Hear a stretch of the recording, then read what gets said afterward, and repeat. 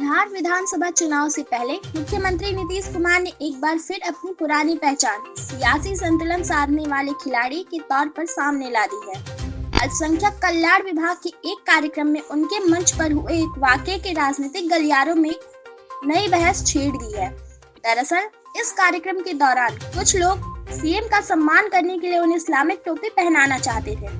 इसके बाद बिहार सरकार के अल्पसंख्यक मंत्री जमा खान भी आगे बढ़े और उन्होंने नीतीश कुमार को काली टोपी पहनाने की कोशिश की, लेकिन नीतीश कुमार ने टोपी पहनने की बजाय मुस्कुराते हुए टोपी वापस मंत्री जमा खान को ही पहना दी। यह तस्वीर वहां मौजूद मीडिया कर्मियों के कैमरों में कैद हो गई और अब इसे लेकर राजनीतिक गलियारों में तरह तरह की चर्चाएं हो रही हैं।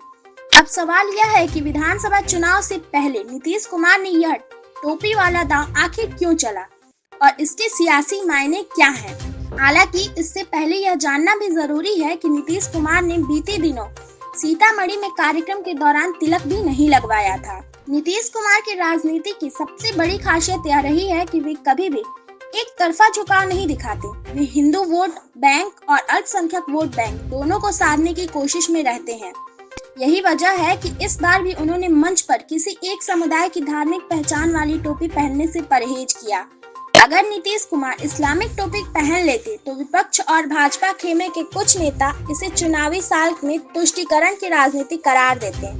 वहीं अगर वे मंत्री की दी हुई काली टोपी पहन लेते तो अल्पसंख्यक वर्ग में यह संदेश जा सकता था कि वे केवल दिखावे के लिए उनके कार्यक्रमों में आते हैं। लिहाजा नीतीश ने संतुलन का रास्ता अपनाया और दोनों ही टोपी उन्हीं लोगों को पहना दी जिन्होंने उन्हें पहनाने की कोशिश की थी।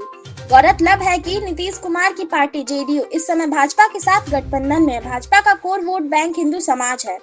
इस पृष्ठभूमि में नीतीश कुमार का यह कदम भाजपा को यह संदेश देने जैसा है कि वे गठबंधन की मर्यादा समझते हैं और किसी भी तरह की विवादित तस्वीर का हिस्सा नहीं बनना चाहते।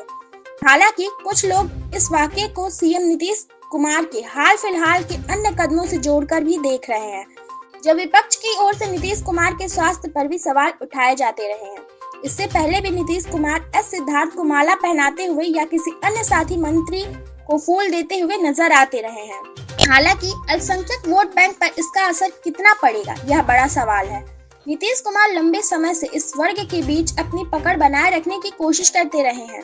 उनके कई कल्याणकारी कार्यक्रम भी इसी वर्ग को साधने पर केंद्रित रहे हैं, मगर मंच पर टोपी न पहनना क्या इस वोट बैंक में दूरी पैदा करेगा या लोग इसे एक न्यूट्रल स्टैंड मानकर स्वीकार करेंगे, या चुनावी नतीजों में साफ होगा। हालांकि इस प्रकरण को लेकर राजनीतिक विश्लेषक अरुण कुमार पांडे का मानना है कि मदरसा बोर्ड शताब्दी समारोह कार्यक्रम के दौरान मुख्यमंत्री नीतीश कुमार ने जिस तरह से टोपी अपने मंत्री को पहना दी, यह उनके प्यार को दर्शाता है। इसे सियासी संदेश से जोड़कर देखने की बहुत जरूरत नहीं है। सीएम नीतीश कुमार इससे पहले माला अपने साथी को पहना देते हैं, कभी गुलदस्ता अपने मंत्रियों को दे देते हैं। यह सब उनके हल्के फुल्के अंदाज की बातें हैं। इसको बहुत अधिक सियासत से जोड़ने की जरूरत नहीं है। संतुलन साधने वाले नेता हैं नीतीश कुमार। बता दें, बिहार की राजनीति में नीतीश कुमार हमेशा संतुलन साधने वाले नेता की छवि के साथ देखे जाते रहे हैं। आने वाले दिनों में यह जरूर देखा जाएगा कि इस घटना का अल्पसंख्यक वोट बैंक पर कितना असर पड़ता है और भाजपा गठबंधन में यह किस तरह का संदेश देता है।